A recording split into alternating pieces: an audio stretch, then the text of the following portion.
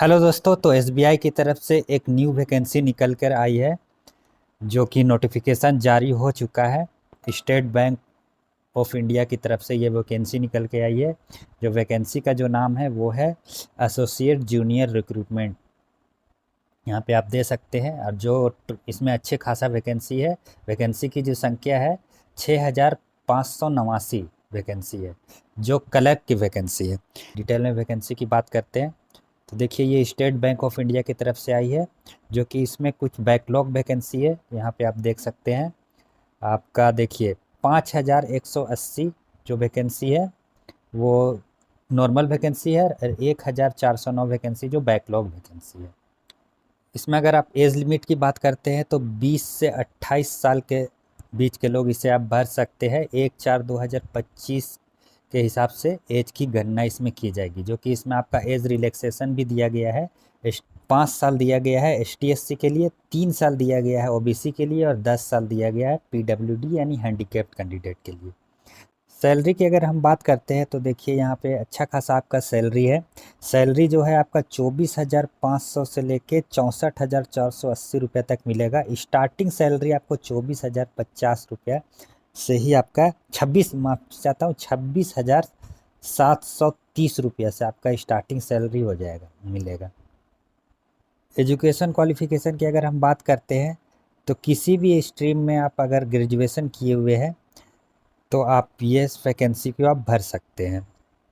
Application fees की अगर हम बात करते हैं तो यहाँ पे आप देख लीजिए, एप्लीकेशन फ़ीस जो रखा गया है ST/SC PWD कैंडिडेट के लिए कोई फ़ीस नहीं लगेगा, और जनरल OBC और EWS कैंडिडेट के लिए 750 रुपया फ़ीस लगेगा, जो कि आप ऑनलाइन पेमेंट के ज़रिए आप इसे पेमेंट कर सकते हैं। सिलेक्शन प्रोसेस की अगर हम बात करते हैं तो इसमें 2 एग्ज़ाम होगा, प्रीलिम्स और मेन। इसके बाद आपका टेस्ट होगा लोकल लैंग्वेज का, और डॉक्यूमेंट वेरिफिकेशन होगा। एग्ज़ाम पैटर्न की अगर हम बात करते हैं तो प्रीलिम्स में आपका होगा English, numerical ability, reasoning. 3 subject से एग्ज़ाम होगा, जो कि इंग्लिश होगा 30 क्वेश्चन होगा, 30 मार्क का रहेगा, 20 मिनट का समय दिया जाएगा। और न्यूमेरिक एबिलिटी जो होगा वो 35 क्वेश्चन रहेगा, 35 मार्क्स का, इसमें भी 20 मिनट टाइम दिया जाएगा। रीजनिंग भी 35 रहेगा, 35 क्वेश्चन रहेगा, 35 मार्क्स का, 20 मिनट का टाइम दिया जाएगा, जो कि टोटल 100 क्वेश्चन रहेगा और 100 मार्क्स का रहेगा, और 1 घंटा का समय दिया जाएगा। और मेंस की अगर हम बात करते हैं तो जनरल अवेयरनेस, इंग्लिश होगा, क्वांटिटी एप्टीट्यूड होगा, और रीजनिंग होगा। 4 सब्जेक्ट में आपका एग्ज़ाम होगा। टोटल 200 क्वेश्चन रहेगा, 200 मार्क्स का रहेगा, और टाइम की अगर बात करते हैं तो 2 घंटा का समय रहेगा। जनरल अवेयरनेस जो रहेगा, जनरल अवेयरनेस वो 50 क्वेश्चन रहेगा, 50 मार्क्स का, 35 मिनट का टाइम रहेगा। इंग्लिश से 40 क्वेश्चन, 40 मार्क्स, 35 मिनट का टाइम रहेगा। क्वांटिटी एप्टीट्यूड से 50 क्वेश्चन, 50 मार्क, 45 मिनट का टाइम रहेगा। और रीजनिंग जो रहेगा और कंप्यूटर एप्टीट्यूड रहेगा, दोनों मिला हुआ रहेगा। 60 क्वेश्चन, 60 मार्क, 45 मिनट का, टोटल 200 क्वेश्चन, 200 मार्क का, 2 घंटा का टाइम रहेगा। इम्पोर्टेंट डेट्स की कुछ बात करते हैं तो 6 तारीख से ये फॉर्म आपका भराना आपका स्टार्ट हो चुका है, ऑनलाइन फॉर्म, और 26 अगस्त तक ये फॉर्म भराएगा। और एडिटिंग के लिए जो टाइम रहेगा, कुछ अगर गलती हो गया है एप्लीकेशन में तो 26 अगस्त तक ही होगा आपका एडिटिंग।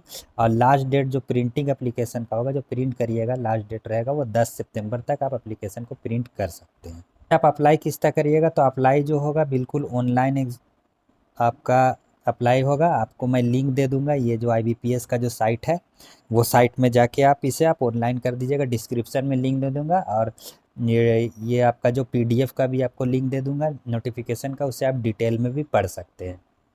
कुछ वैकेंसीज़ की हम बात करते हैं, कौन से राज्य में कितना वैकेंसी है। तो देखिए, गुजरात में आज गुजराती आना चाहिए लोकल लैंग्वेज। अगर आपका लोकल लैंग्वेज आता है उसी के हिसाब से आप ये फॉर्म को भरिएगा, उसी स्टेट के हिसाब से।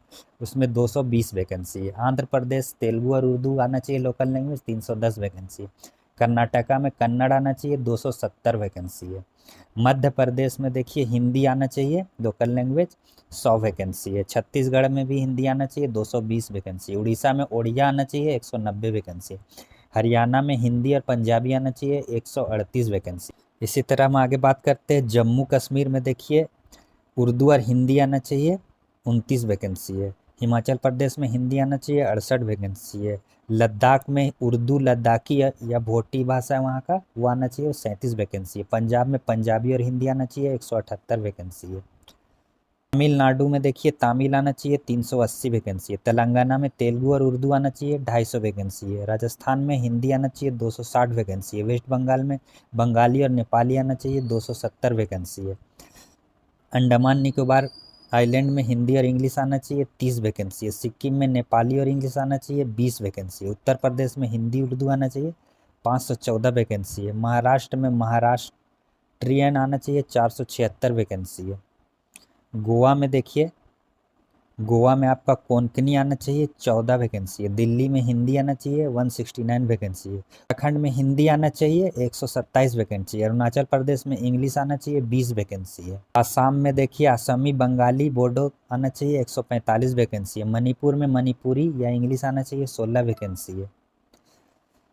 मेघालय में इंग्लिश गारो या खासी आना चाहिए, 32 वैकेंसी है। मिजोरम में मिजो आना चाहिए, 13 वैकेंसी है। नागालैंड में जो है देख लीजिए इंग्लिश आना चाहिए, 22 वैकेंसी है। त्रिपुरा में बंगाली कोकब्रुक आना चाहिए, 22 वैकेंसी। बिहार में हिंदी या उर्दू आना चाहिए, 260 वैकेंसी है। झारखंड में हिंदी या संथाली आना चाहिए, 130 वैकेंसी है। केरला में देखिए यहाँ पे मलयालम आना चाहिए, 247 वैकेंसी है। लक्षद्वीप में भी मलयालम आना चाहिए, 3 वैकेंसी है। इसी तरह आप देख लीजिएगा लोकल लैंग्वेज जो भी स्टेट में भरिएगा वहाँ का लोकल लैंग्वेज आपको आना ज़रूरी है, तभी आप वो स्टेट में अप्लाई करिएगा। ठीक है दोस्तों, मैं आपको पीडीएफ का लिंक भी दे दूंगा। लिंक में आप क्लिक करके आप पीडीएफ डाउनलोड करके डिटेल नोटिफिकेशन भी पढ़ सकते हैं। तो इसी तरह की जानकारी ये जो है वैकेंसी, बहुत ही अच्छा वैकेंसी आया हुआ है एसबीआई की तरफ से। इसे आप अगर एलिजिबल है तो आप ज़रूर से ज़रूर भर दीजिए। इसी तरह की जानकारी अगर चाहते हैं तो मेरे चैनल करियर विंटेज को सब्सक्राइब कर दीजिए और बेल आइकन ज़रूर प्रेस करिए, ताकि इस तरह का वैकेंसी आए तो मैं आपको नोटिफिकेशन जल्द से जल्द मिल सके। Thank you.